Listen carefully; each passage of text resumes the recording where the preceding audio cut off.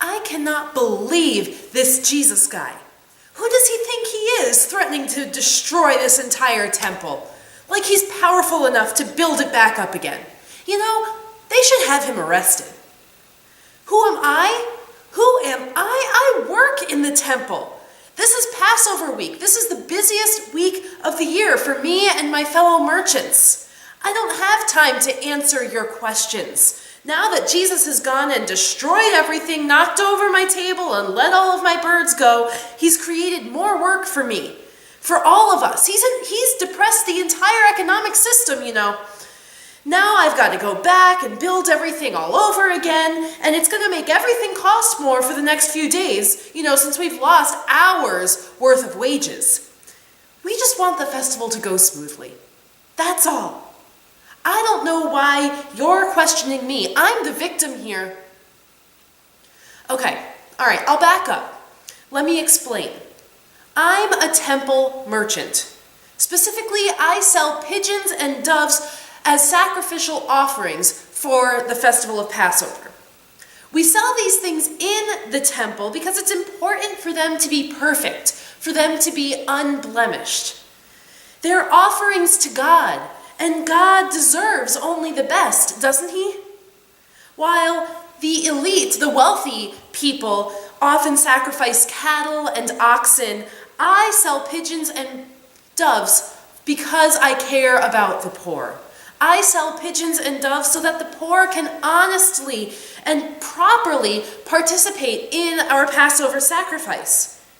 No, these animals aren't something you can just bring in from outside or take in from the farm. You have to buy them in the temple. They're perfect. They have to be perfect. Otherwise, if we don't buy them in here, how can we be sure? They only cost 2 denarii anyway. That's only 2 days' wages for a day laborer. It's not exorbitant. And anyway, isn't God worth it? Sorry, I'm getting off track again. I know, but this guy just makes me so angry. He barges into the temple courtyard and flips a whip around and yells at us for making the temple a mockery. Let's be real here. That's exactly what we aren't doing. That's exactly what we're trying to avoid. We're not making it a marketplace. Let me explain how it usually happens. The folks who come in from out of town for the festival, they usually don't have the right currency, right? They're coming from elsewhere. I mean, sure, they have the Roman currency, but do you really expect us to accept that in the temple? It has Caesar's face on it. It makes the audacious claim that Caesar is God. I will not accept that heathen money at my religious business.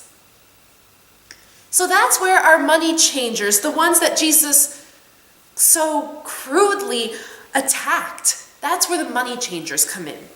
They exchange the Roman currency for our temple currency.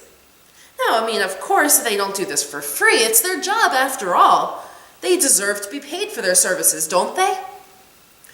Sometimes it can cost upwards of a denarius, maybe a denarius and a half, to exchange the money. I mean, it's only a day and a half's worth of wages. It's the cost of doing business. Then there's the temple tax, the tax paid to help keep the temple running throughout the year. Devout Jews should love to pay that tax. The temple is at the center of everything we do. After all, God lives here. Surely you remember the Levitical law. It says to give 10% of your money to the high priest. The temple tax is hardly 10%. It's just a day's wage. I understand the complaints that some people have. I've been price gouged too. Sometimes when a Roman battalion comes into town with all of their money, the sheer amount of Roman coins in our town depresses our economy. It makes our money not worth as much when there's so much of it going around. And if someone's not expecting that, if someone didn't bring extra of their money to equal out what they need, then things in Jerusalem are going to cost a little bit more than they expected. And I've been caught in that situation myself, but you should know, especially around Passover, that there are going to be Roman soldiers around. You should know that your money is going to be deflated a little bit. The exchange rate just isn't going to be in your favor. They should know. It's not my fault. Let's see. I mean, if you add that up, the cost of the doves and the exchange rate and the temple tax, for one day entering the temple it would cost a week's pay. That's it. Just a week's pay. I don't understand why Jesus would get so upset about that, call that a shameful and corruptive system. If someone can't manage to save up an extra week's pay, I mean, along with food and travel, lodging, but it's in the service of God and in the celebration of the Passover. If you can't add that up, that's your own irresponsible fault. That's not mine. I'm just the merchant. And, well, it can end up costing more. If a person isn't careful with their doves, with their offerings after they've purchased them, and they become blemished, or the inspector finds them blemished, then they'll have to buy more. I told you, you can't have blemished animals as your Passover offering. And some of those vendors, the ones just inside the temple, just past those inspectors over there, they're the ones that can charge a huge amount for the same birds. Can you believe it? I heard one guy that got away with charging 40 times what I paid. 80 denarii, just last year. 80 days' wages. Can you believe it?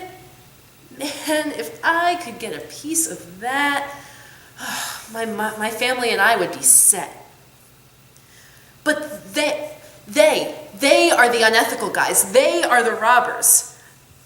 But really, if you can't protect your own sacrifice to God from getting hurt or flying away on your way into the temple, whose fault is that? Now, Jesus isn't the first one to complain about the system. There was a rabbi a couple years ago who was complaining about price gouging the poor. But it's the system we have. How else would we do it? It's such a big system. It's all I've ever known. We need to sacrifice to God during the Passover festival. We need to. It's a part of our call as religious Jews. We need to make sure our sacrifices are worthy of God's goodness. Most people I talk to, most of my friends, don't have a problem with this at all. Jesus and that other rabbi, they're just highlighting the exceptions, trying to make people feel bad. That's not how it is for most people. Right? But the more I think about it, I can remember one year that my bird, the one that I had brought from home, I raised them after all, was determined to have a blemish. That it had one leg shorter than the other, according to the inspector. Now I'm a good aviculturist. I raise quality birds, but what the inspector says goes.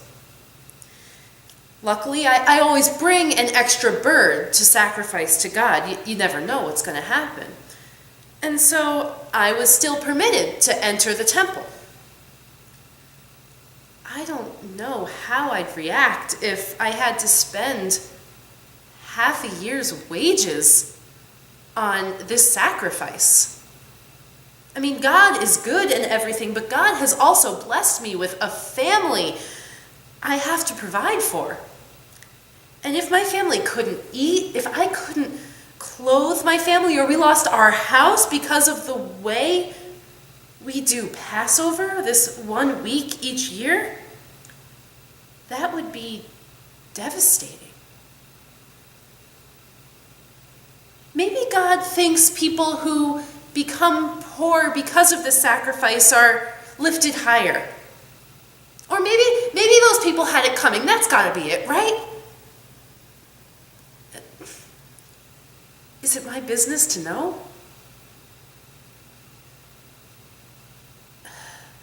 You know, the great prophet Isaiah once said, or he once warned us not to crush his people, not to grind the face of the poor. Is that what we've done in the temple?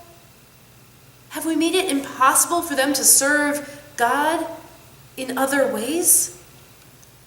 Have we made our way the only way? Oh, holy Lord, have we failed to love justice? Have we avoided kindness in order to restore our own pride? I know I haven't walked humbly with God. I'm rather proud of my part in the Passover festival. I have promoted my business at the expense of others. What's more, I'm a part of this system that gouges the poor and enslaves them to debt. Have I brought new people into a new kind of slavery?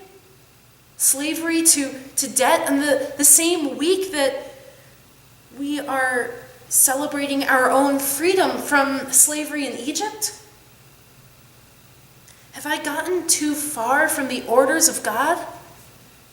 Have I caused others to go hungry at night? And am I responsible for the shame and the depression, the anxiety that others experience during this week? Am I complicit in the good I have failed to do?